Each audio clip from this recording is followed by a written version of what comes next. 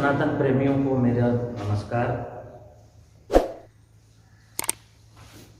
दोस्तों, जब शब्द सनातन आता है और जैसा कि सभी लोग जानते हैं कि सनातन, हम सब लोग सनातनी हैं और सनातन का मतलब ये है कि जैसा भगवान ने पैदा किया था, जैसी व्यवस्था में मैं आया था, वैसी व्यवस्था के साथ। तो वो तो व्यवस्था बहुत बड़ी है। अब मैं आपको छोटी व्यवस्था पर लाता हूं जो आज का ज्वलंत मुद्दा है कि मनुष्य के जीवन में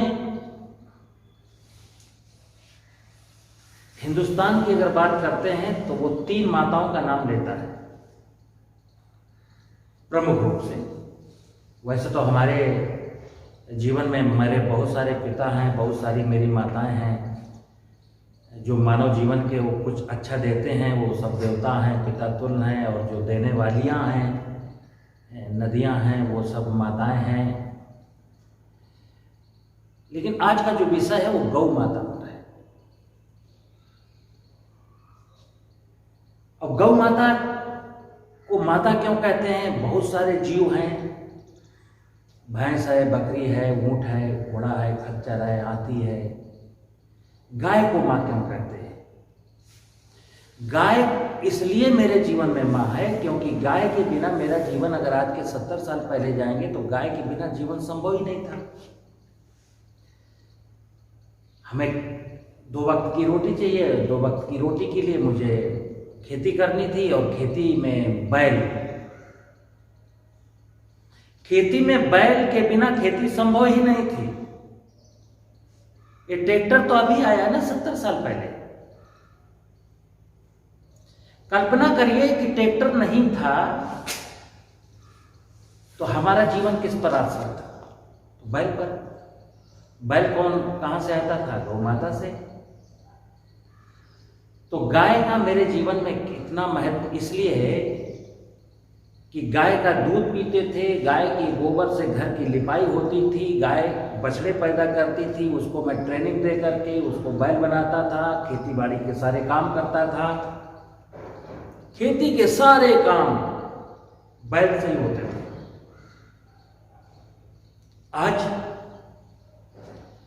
आज चूंकि ट्रैक्टर आ गया तो बैल की जरूरत नहीं रही, इसलिए गाय की भी जरूरत नहीं रही क्योंकि गाय का दूध कम होता है। और दूध तो वैसे गाय का कम नहीं होता है, दूध गाय बहुत देती है। लेकिन अगर उसको, जैसे भैंस का जो लालन पालन है, जैसे भैंस पालते हैं, जब मैं गाय के साथ मेरा वही बिहेवियर था, अच्छा खाना, अच्छा राशन देते थे, तो गाय भी दूध देती थी। और किसी ने कहा है, जब हम सनातन संस्कृति की ओर चलते हैं तो ऐसे हमको सुनने को मिलता है कि किसी जमाने में भारतवर्ष में दूध दही की नदियां बहती थी, यानी दूध दही प्रचुर मात्रा में था। आज ये गौ माता सड़कों पर घूम रही है। हमारे देश में 5 करोड़ 40 लाख गौवंश है, मतलब दूध देने वाली गाय, जो मैं घर में नहीं पालता हूं, सड़कों पर आवारा घूमती हैं, खेतों की फसलें चर जाती हैं, क्योंकि वो भी जंगल में उनका जीवन हो गया। हमारी मानव सभ्यता से और हमारे घर से वो अलग हो गई, जंगल में बेचारी घूमती हैं और जंगल में नेचुरली उनको बच्चे पैदा होते हैं, बछिया भी पैदा होती है, बछड़े भी पैदा होते हैं। पहले बछड़ा जब पैदा होता था, 2.5 साल का हो जाता था, तो उसको मैं ट्रेनिंग देता था, खस्सी करा देता था, बैल बना लेता था और खेती के काम आता था। आज चूंकि खस्सी नहीं कराया, बैल नहीं बनाया, तो वो सांड हो गया, जो हमारी मुसीबत का सबब बना हुआ है। वर्तमान परिवेश में आज की जो मेरी वीडियो बनाने का जो उद्देश्य है कि सोशल मीडिया में खेतों में गाय सांड चर रहे हैं और लोग लिखते हैं कि योगी के सांड। ये योगी सरकार के सांड नहीं है, ये सांड पहले से थे हाँ, इतना जरूर है कि योगी जी ने गौ हत्या पर प्रतिबंध लगाया तो इनकी संख्या थोड़ी सी बढ़ गई। जिस गांव में ये 100 गौवंश छुट्टा था, आज वो हो सकता है 120, 125, 130 हो गया। लेकिन ये पहले भी थे और ये बढ़ते रहेंगे। योगी जी नहीं रहेंगे तब भी इनकी संख्या निरंतर बढ़ती रहेगी। हाँ, वो बात अलग कि आप काट डालें। तो जब काट डालने की बात आती है तो मैं आपको एक उदाहरण दे रहा हूं, मतलब एक चेतावनी दे रहा हूं कि बांग्लादेश, अफगानिस्तान और पाकिस्तान इसी अखंड भारत के हिस्सा थे कभी, और आज ये कंट्री कहां खड़े हैं और हम कहां खड़े हैं। तो ये बांग्लादेश और पाकिस्तान और ये अफगानिस्तान जैसे देश नारकी जीवन जी रहे हैं। यहाँ की बदहाली देखिए, यहाँ की गरीबी देखिए, यहाँ की अर्थव्यवस्था बिल्कुल चौपट है। कारण क्या है कि जिसको हम मां कहते हैं, सब काट करके खा गए ये लोग।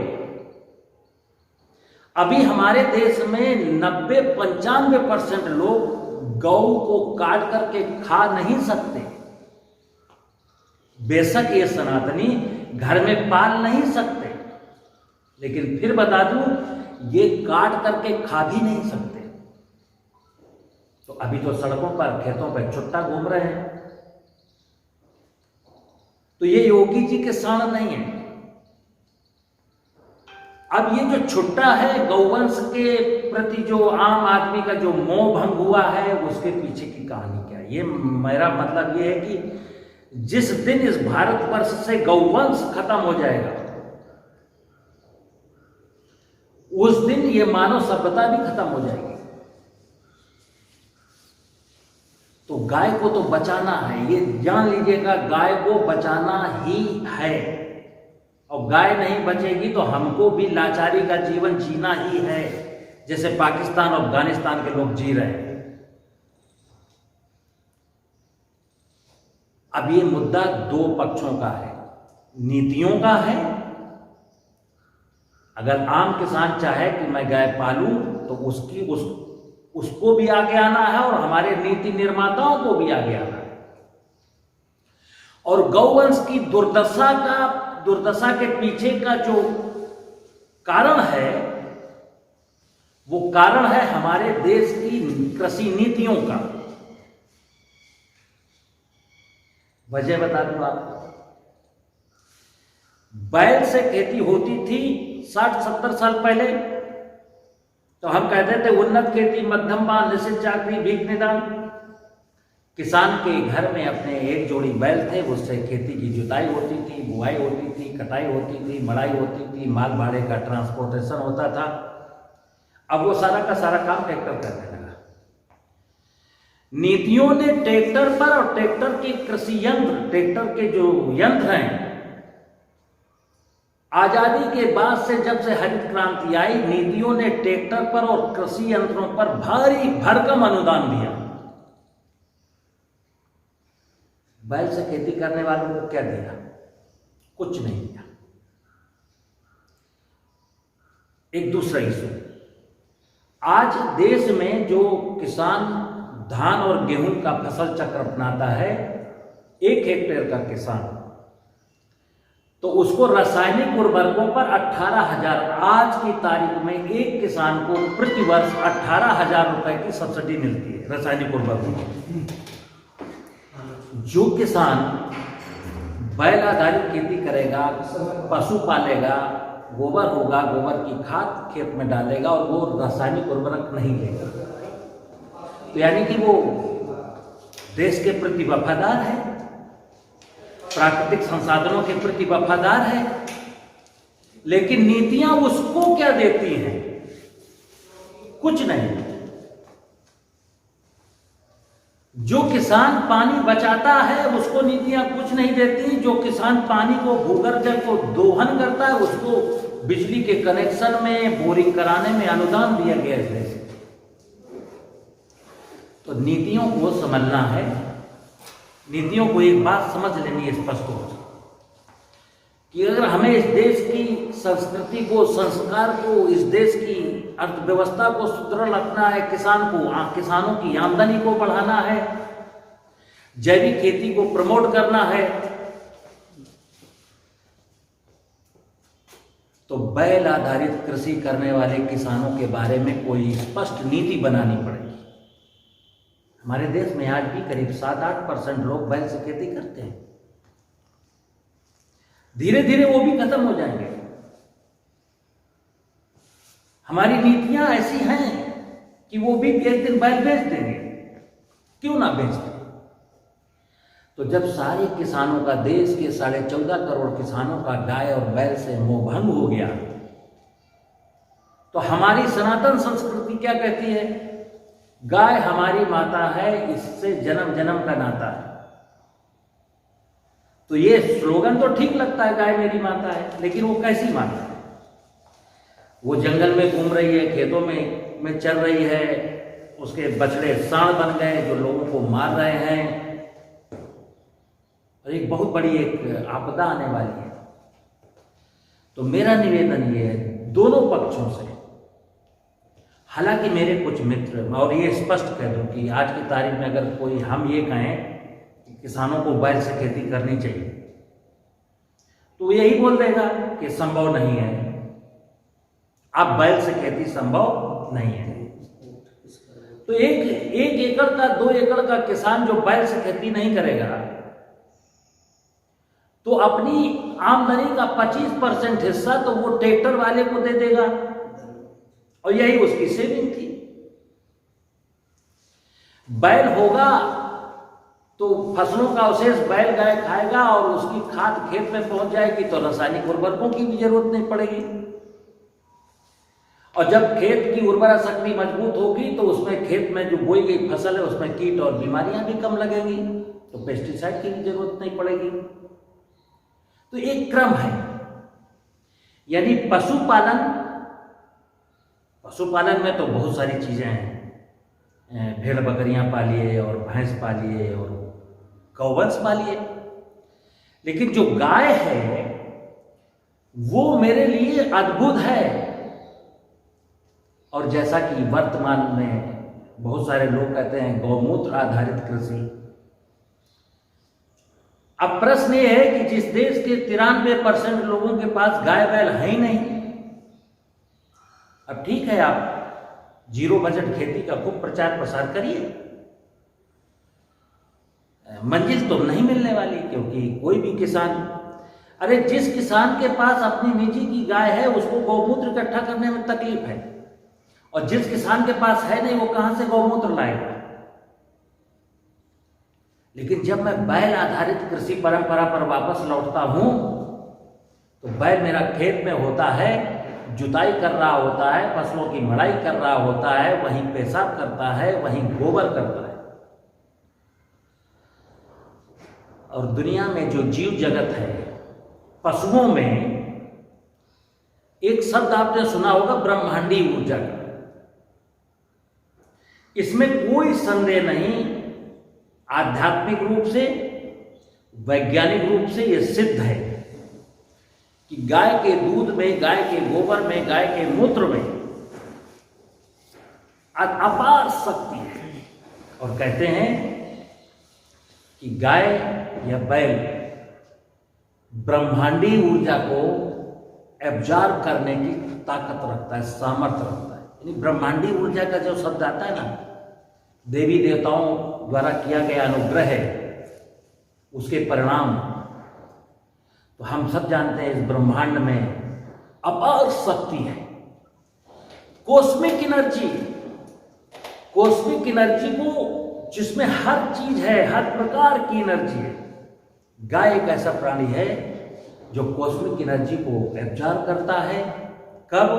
जब वो स्वतंत्र रूप से जीवन जीता है, उसको अच्छा खाने को मिलता है, टहलने को मिलता है, स्वच्छ पानी मिलता है। ऐसी दशा में फिर गाय का दूध खा करके, गाय का घी खा करके, गाय के गोबर से लिपाई पुताई करके और गौमूत्र का पान करके हम ऐसी लाइलाज बीमारियों का इलाज कर सकते हैं। लेकिन सिर्फ गाय गाय गाय ऐसे नहीं चलेगा। गाय गाय का परिवेश होता है। जब उसको माँ बोलते हैं तो माँ का मतलब है गाय का परिवेश होना कैसा चाहिए। तो आज का जो मेरा ये वीडियो है वो वीडियो उन लोगों के लिए है कि जो कह देते हैं योगी के साण।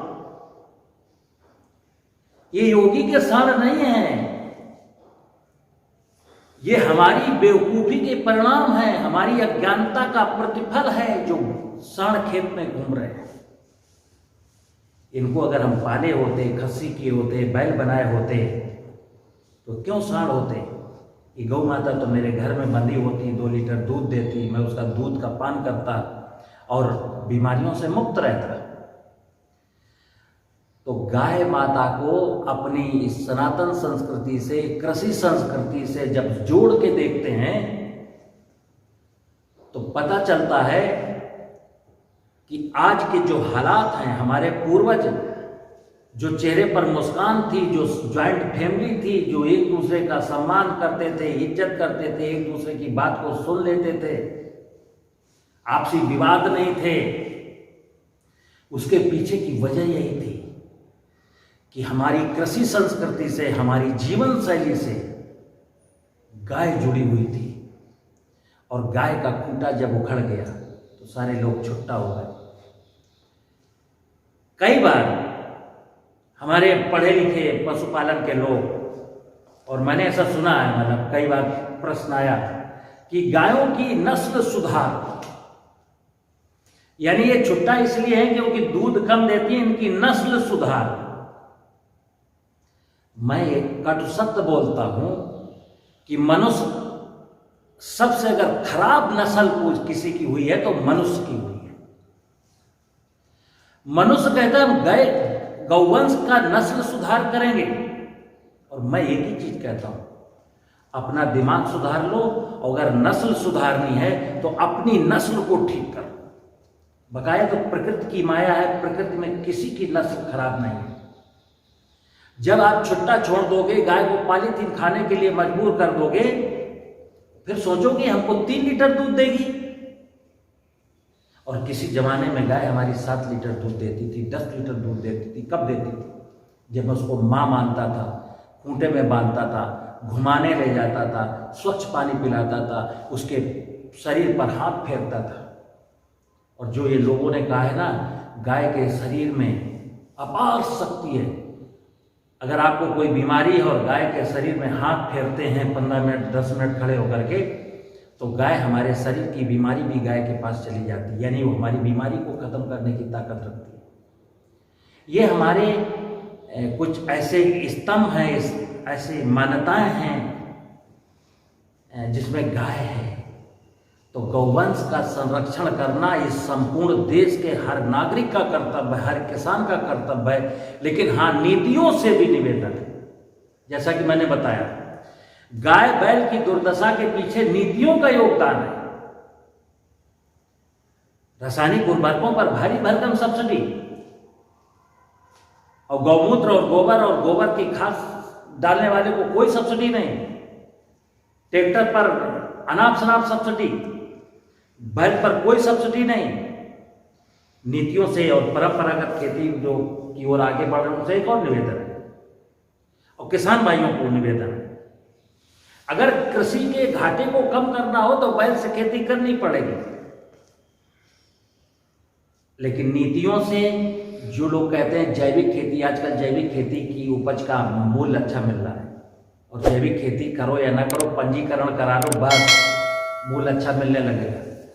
तो जैविक खेती का, परंपरागत खेती का जो प्रारूप है, जो प्रोटोकॉल है, उसमें गौवंश को सम्मिलित करना बहुत जरूरी है। अगर कोई बैल से खेती नहीं करता, गाय घर में नहीं पालता, और फिर वो जैविक खेती का उसका पंजीकरण हो ही नहीं सकता, और ना वो कभी जैविक खेती कर सकता है। तो जैविक कृषि से गाय को जोड़ना है, गाय बैल को से खेती करने वाले को एक नंबर 1 का किसान मानना है। और किसानों से भी निवेदन है कि गाय और बैल को